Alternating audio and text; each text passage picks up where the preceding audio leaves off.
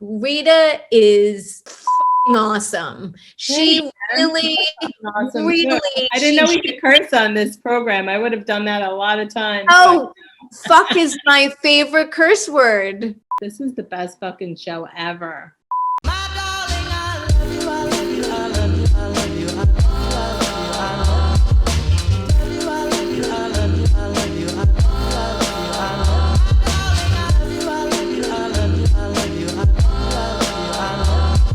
Hi guys, it's Candy. Welcome back to Candy Unwrapped. Today is a special day because I have with me someone I've known for a very long time, and she is the most extraordinarily talented colorist and celebrity to the stars for coloring, Rita Hazan.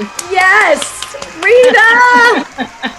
I like the applause, so I'll take it. Yes, Candy, we go back, way back from Orbe time. We go back where you were assisting Brad. Yeah. So my first question, because I've known you forever, is how did you start? Did you always want to be a colorist? All right, did I always know? No, I didn't always know, but I think I always knew in the back of my head. You know, I just didn't think that a Jewish girl from Brooklyn could make a career out of doing like hair, you know? Usually it's like a man's job, or at the time it was a gay man's job. So it really wasn't for females, this industry. There were not very many. They really weren't. How did you get, when you worked for Orbe, like were you just applying for jobs at that time? Well, no, after I went to, so I was we had like college day, and I was so bad in school. I was not a good student. Me either. I'm not going to college at all. So I have to figure out really, what can I do? What am I good at? Because I didn't want to not work. I knew I had to work. I just couldn't stay home and not work. The only thing I knew how to do was hair. I'm like, oh my God, I could do this. And I realized that other people weren't as good at it as I was. This is before tools like flat iron and products and stuff like that. And I used to get it smooth. My grandmother used to ask me to like apply her color. She'd use box color. You're kidding. So I knew I was like more like better at it than most people. And I felt like I naturally had the knack for it. So I told my mom I want to go to beauty school. She said, absolutely not. Okay. So after much convincing, because she had to sign for me, I think I was about 17, so I needed a legal guardian to sign for me. Wow. She finally agreed to take me. She said, well, I'll take you there. If you like it, then we'll sign you up. If not, don't worry. So then how did the Rita Hazan salon become, like, how did that start? Well, I went straight to Orbe. That was my one and only interview. And I went to interview. Wow. Yeah, I was like, that's where I'm working, by the way. Like, I finished school, got my license, and like, I'm working there and nowhere else. So I went in there, had an interview with Brad Johns. And he said, come in Wednesday, we're all black. I didn't even fill out paperwork. You know, I grew up there. I was 17 when I started working there, maybe 18, like just the beginning. It's so much fun. It was a shit show there. There was smoking and drinking and drugs. Everything. Supermodels in and out, celebrities, artists in and out. It was just like, it was a party all the time. It was madness. It was madness, and then it got crazy. Like the madness didn't stay glamorous anymore. It started to get dark and like a little bad. Scary. Yeah. So, you know, when it started not to be so glamorous anymore, I said, okay, now I have a decision to make. Do I want to just like stay here, or is it time for me to open my own salon? One of my clients was like, you're such a like savvy businesswoman. Look at what you've built already. Just being here, I was hiring and firing the assistants. I was doing the color order. Really? Oh yeah. They gave me so much responsibility, and I loved it up. I loved every minute of it. I didn't know that. Oh yeah, so I knew everywhere where, you know, I knew where to get my towels from, to order the products, and how to hire people. So really they gave me the education that I needed. By the way, I wasn't paid anymore, and I wasn't making a lot of money. Like, this wasn't for me ever about money. Like, I never asked like, right. You worked your butt off, and I mean, I didn't know all of that. I think Brad and Orbe and like everyone was a very good place to learn because they were very wanting to teach. But what I want to say that you touched on a little bit, and I think when we get a little bit further, I want to go into it even more. You, as I didn't know, are so naturally gifted in the coloring world. And I feel, in my opinion, that there are, a huge amount of makeup artists that are extraordinarily talented, but the amount of very successful colorists I can count on my hand. Yeah. And I honestly think you are the best. I really do. I mean, people come to you because they're like, oh, look at, like, they came from somewhere else that messed up their hair. What do you do that's so different that, I mean, you're just so good? I think also it's like I said, I had natural talent, but I was in the right place with the right people. So even though my color and Brad John's color was very different, I learned fundamentals. Like I think a lot of people now, and back then also, I was an assistant for 6 years, a long time. Most people want to learn for like 2 or 3 years or not even, and they're like, okay, I know everything, I got this, I know what I'm doing. But for me, I was young and I was smart enough to know that when somebody sits in my chair, I want to be so prepared that nothing can stump me. So after like 3 years of being an assistant, that's when I kind of understood really the foundation and the fundamentals. And then the next 3 years is when I really understood the craft and color and how to manipulate it and how to get it to do what I wanted to do. Also, Orbe was coming in with like bags and bags and bags of hair extensions, like wigs, stuff like that. I mean, I would work a full day and then he would pop in, as he did at 7 p.m. with like a huge, maybe 300 wigs, and say, give me a little sample and say, Rita, I need this. I have a shoot in the morning. Yeah. I'd be there overnight. I had the keys. They let me like open and close with whenever I needed to. And I would have all of this hair ready for him. So all of that like helped me understand hair color and different textures and how to manipulate things and how to make things work that aren't really working. I couldn't go back to him and say, oh, by the way, this one didn't come out like you wanted it. I couldn't do that. It wasn't my personality and I did not want to let him down. So if he wanted the craziest things to happen, I would make them happen. And I would not let him down. And half the time he was like, oh, I don't even know I need it anymore. Shoot's canceled.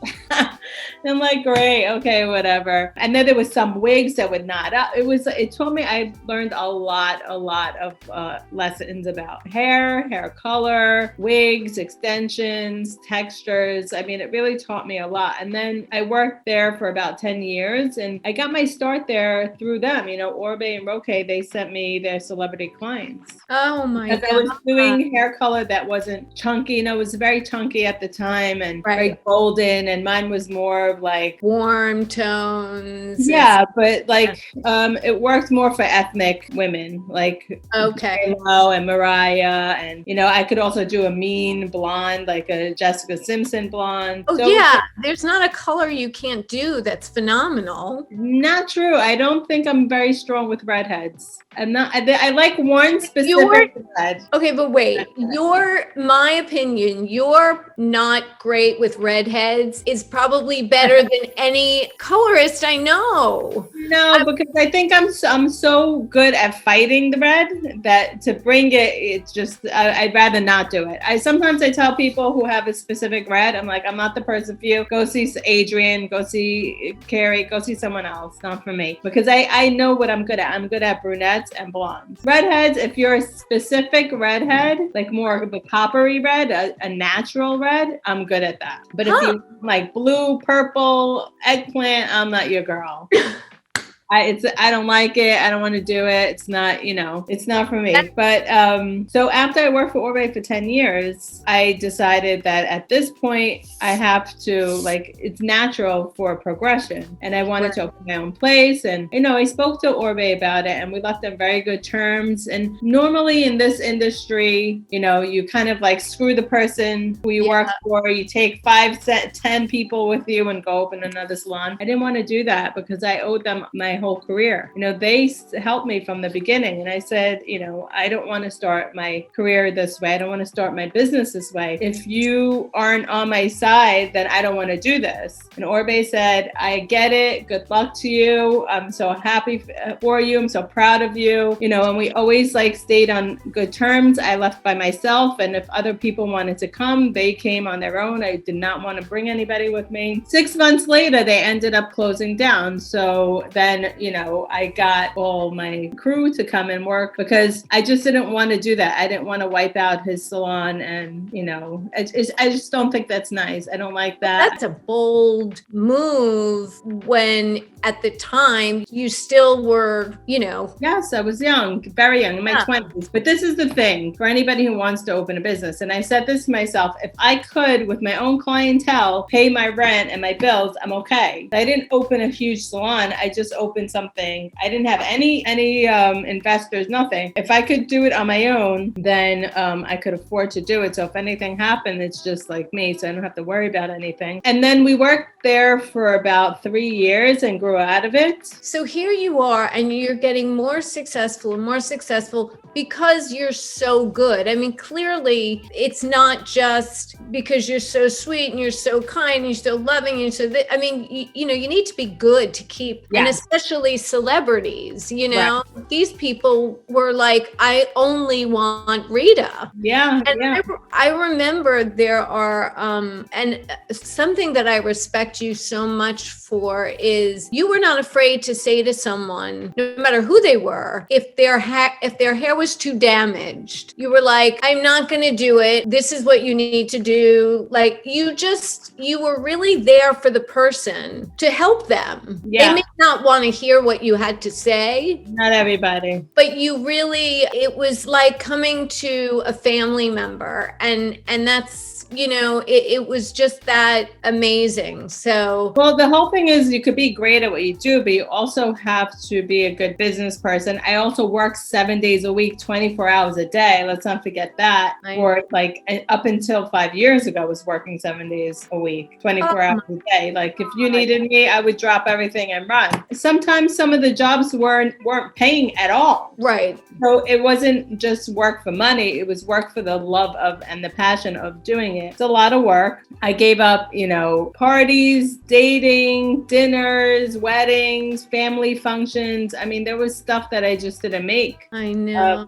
There were a lot of sacrifices that you have to do if this is what you want to do, it's not like you can vacation and go to parties and have dinner and leave at 6 o'clock and have a business. It doesn't work like that. What would you say to somebody who wants to be a colorist today? The best tips that you would have? I think today's a different day and age because you have social media. Right. I think social media, which is there's a pro and con in that, because social media, you can take a picture of terrible hair color and filter it and it looks pretty. That's true. So that's like a crutch that I never had and my generation didn't have. Like if you did hair for a cover of a magazine, it had to be right because they had some filters and Photoshop, but they couldn't fix hair like that, Yeah. Yep, you're right. With social media and filters and stuff like that, you can completely change somebody's hair, their face, their skin tone. So you can make anything work. I still think the fundamentals are the most important. Know your work,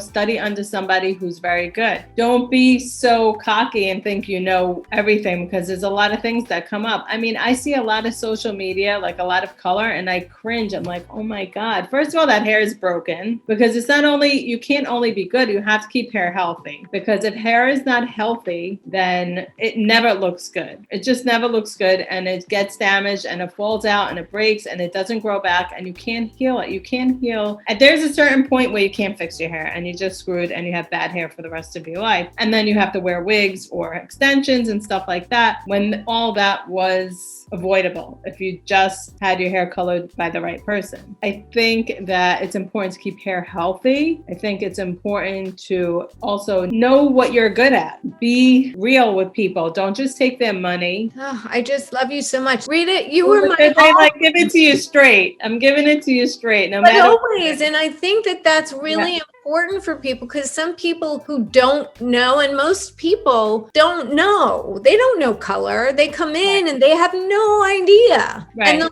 you know, in their head, they're thinking one thing, and then it's very hard. Plus, you know, it's almost like science. You know, you add formula here and you add that. I feel like you have to be good at math. Chemical. Forget about math. It's chemical. You have to really know what you're doing, because you're putting chemicals on people's head. If somebody's hormonal or if they have well water, there's so many different things that can make a chemical reaction mixed with hair color, and it could be disastrous. So you have to really know what you're doing. Do you ask them then, like, you know, certain questions before you do anything that you're not going to have a bad reaction? Yeah, for me, I think consultation is the most important. When you're working with somebody new, you have to ask them a lot of questions, because some people don't think there's importance in tiny details. Oh, I did that like 3 years ago, but your hair is like this long. So 3 years is like a lot of your hair, half of your hair, you know? So, you know, you don't think the 3-4 years of history counts, but the more you speak to people, and I've been doing this for a long time, so I also listen. I listen to what women say, I listen to what men say, like between the lines, like, oh, wait, she said that. Why did you say that? What happened? Or, you know, you want to go brown. Why do you want to go brown? You got divorced. Maybe that's not the right move for you right now. Maybe you should be blonde. Usually when somebody comes to see me for the first time, it's because they were traumatized by somebody else. You know? I know. I mean, I really do. So you have to like really sit and have patience. And by the way, not for everybody. Some people think I'm rude and abrasive and fast. Some people don't like my speed. My speed sometimes. Oh my God. How could they? That's the best part. I know. They think they paid a lot of money and they were in and out in an hour and a half. And it wasn't, you know, it's beautiful, but you know, where's my time? I spend a lot of money there. And then you have the other people who are like, get me the hell out of here now. I'm like, I'm giving you a half hour, Rita. I need to be out of here. Most of my clients are like, get me the hell out of here. I love you, but I gotta, like, I have kids, I have work. I gotta go. I'm all day here. Yeah. So you know the story. We'll do like color fast, blow dry, manicure, pedicure at the same time, like whatever services to get you done and out and glamorous. Because at this point, it's not like a luxury to get your hair and nails done. It's like a necessity. It's grooming. You need to groom yourself. You just really do. You have no idea what's going on underneath my hair, Rita. You would be horrified. It's funny because speaking of New York and talking about this industry, I don't even think I know one person that is so caring and will tell you what you may not even want to hear. And I think that's maybe the secret to your success. I mean, maybe. I can't help it. I'm just honest. Some people don't want to hear it. Some people come to me for that, you know? And I'll say, you know, this is what I think. Somebody else can do what you want. You're paying, it's your money. I always tell people, if you don't like what you hear, I have no problem. You took my appointment, don't feel bad, get up and walk out. Right. And not only in my chair, in anyone's chair, I think I would give every woman or person who's getting their hair done, like the number one advice I give to people is, if you're not vibing with the person that's touching your hair, get the hell out. Like, get up and walk out. You don't vibe with that person. You're not, you know, it's not going, they don't understand you. You don't understand them. So it'll never come out the way you want. So cut your losses and get the hell out. What made you, and how did you start your product line? Because that's also so good. And I know that right now, tell me if I'm saying it wrong, you're working on the curl creme. Is it creme? Cream. Okay. The smoothing cream and then the lifting spray. Now all that is done. And we were supposed to launch that in April. That was supposed to launch in April. But okay, so I'll give you a quick history about the product line. Everybody always told me, you need a product line. I'm like, the world doesn't need another shampoo. If I can't figure out something necessary, like really needed, I'm not doing a product line. So I travel all over the world with people and everybody always has the same question. What could we do in between hair color? And I'm like, I don't know why these big companies never thought of like a product to cover gray in between salon visits. So I made it my mission. That's what I'm going to do. I'm going to make a product to cover gray hair. It took me 4 years to come up with the Real Concealer. It really did. That I said, okay, now I'm going to come up with a product line because that's, by the way, I don't even have gray, so it wasn't even for me. So the curl cream is for curly hair. The smoothing is if you want to blow dry your hair, and it's like for me to blow dry my hair. If it's curly or wavy, or you want to get a smooth blow dry, this takes like half the time to blow dry your hair. It just smooths it out, closes your cuticle, makes it shiny, it's not heavy. And then the lifting spray is a volumizer that's also like really has a lot of hold but not crunchy. I always had like wash products, shampoo, conditioner, gloss. Everything in my product line comes from things that I think is necessary that doesn't really exist or isn't great. So that's why you're so great. Well, I try to listen. You know, I have an audience. My clients are my audience, and they're like either high profile celebrity or just busy working women or stay at home moms. Like they sit in my chair and they just tell me like, why don't you like that shampoo? Like it's too heavy. Why don't you like that? It doesn't work. So I get like feedback from people from products. I'm very lucky. I have like my own R&D like lab at the salon. You also are really listening. Yes. I mean, you're listening and taking everything in, which those are not everyone does. That's the consumer. They're basically telling you what they want. And if like you really, when you have that audience, you're stupid if you don't like capture it. Well, and also your color to cover the gray is so good. I remember, because I go gray quick and it's usually, just right in front. And it was like, I couldn't not have it because it was just part of my, otherwise I would be there. I mean, I was already there every day for the entire day. But I mean, like that saved me. Your color, it's amazing. It shapes, it just makes your hair, and it smells good, and it is brilliant. And the colors, by the way, that you have are so good. Well, that was the whole goal. I'm like, I can't have shitty color and be a colorist, right? That's awful. Well, no, that's true. The light brown one, it took me a full year, 1 full year of going back and forth with the lab to come up with the brown. It's worth it because the work that you put into it, I mean, even celebrities,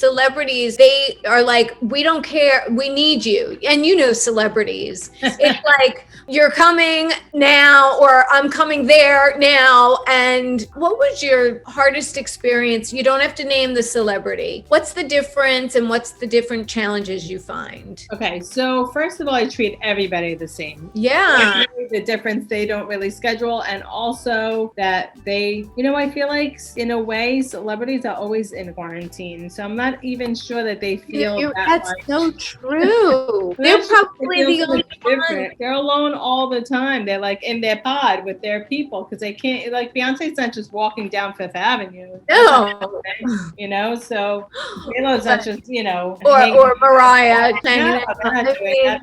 They're bubbled and they're quarantined all the time. So I feel like they don't really, the only difference that they know is that they're not performing anymore between celebrity and your client at the salon. I just want everybody to look good and feel the best for themselves. Doesn't matter who you really truly doesn't matter to me who's sitting in my chair. If you're sitting in my chair, you're getting 100% all of me and my creativity. My goal is to make the client happy, but I have to like it. If I don't like it, sometimes like I'm not perfect. I do something, I'm like, oh wait, come back. I need to put like another foil in there. I mean, Beyonce was to laugh at me because she always called me one more foil, Rita. One more foil. I just need to put one more foil, Rita. She's like, here we go. I'm not gonna let you leave because I'm have a busy schedule. Come back, let me fix it. Like for me, it's a perfectionist thing. I have to be happy and content. If I'm not, then I'll obsess about it all night for like a month, 2 months. I'll just drive myself crazy. So it's just easier to like get it done the way I want it. They're happy. And I think that's really what the celebrities like about me, is that they know I'm not gonna leave them hanging with bad hair. And also the hair is always healthy,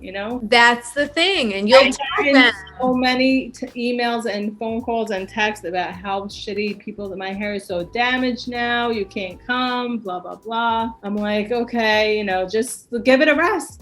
Yeah. In the meantime, enjoy your life. Like go out, like enjoy yourself, talk to your family, talk to your friends, and just chill because there's nothing happening now anyway for anybody. You were asking me about trends too. I think that like remember this chunky Cindy Crawford? Yes. I think that is like big now. Everybody's really. Yeah, interesting, right? Who would have thought that? Let me say something, and I don't want to offend Texans. Here's how I'll put it: is that, and I can't explain enough, but if anyone is ever in New York, they need to run to Rita. They need to literally run. You not only obviously do color, but you have the best hairstylists. Yes, yeah. Best. The whole idea with the salon, like a full service, is that I know so many great people in the industry. Why not bring them all in to like create one atmosphere? So it's easy for a woman who has an hour and a half to like between work or dropping her kids off, to come in, get your hair done, and get the best mani-pedi, get a blow dry, get your color done, get your makeup, wax, get a facial, whatever you have to do.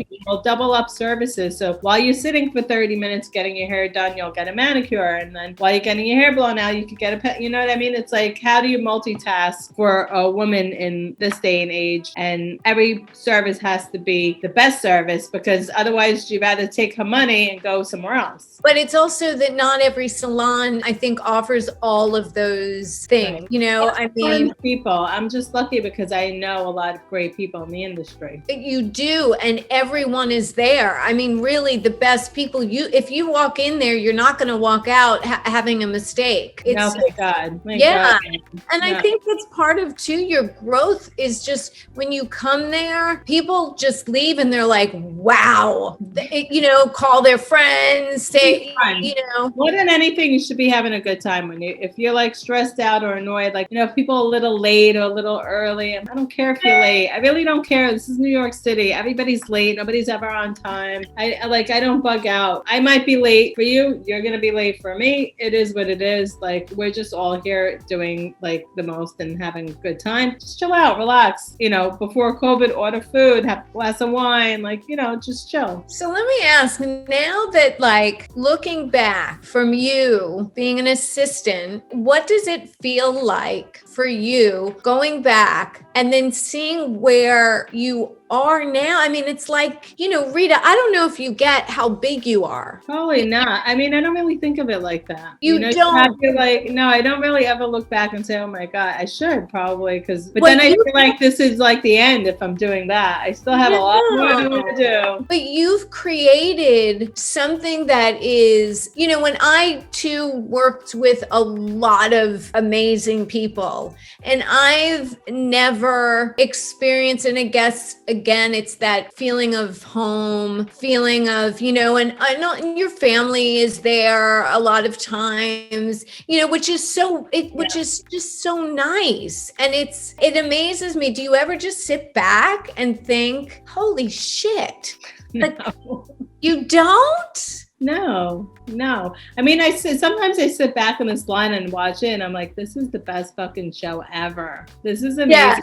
It's hysterical. Like, just watching the people go, but I enjoy it myself personally. So I always say when people are there for the first time, like, just watch. Right. Like, it's not bad, it's not good, it's just interesting because there's so many different characters. It's like you'll throw in like a celebrity in there with, a mom or, a powerhouse woman or the CEO of some big company or some like 15-year-old that's like, or a 3-year-old is getting their first haircut. Just so funny in the conversations. And then you have the crazy people who are coming in and it's just it's the best. Yeah, it is fun. I miss it. I should really sit and think about it, but I think there's always so much future. You never really like think of the past until we meet up and have a conversation. You're like, oh my God, I haven't thought about that in so many years. Well, because I've known you for so long, I just look and I see like, wow, you were driven, you were talented, and I don't want to sound like a mom, but like I'm so proud. to see. Yeah, totally. I followed you like I followed you the whole time, and it's really, for me, I look and I'm like, Rita is fucking awesome. She really, awesome really.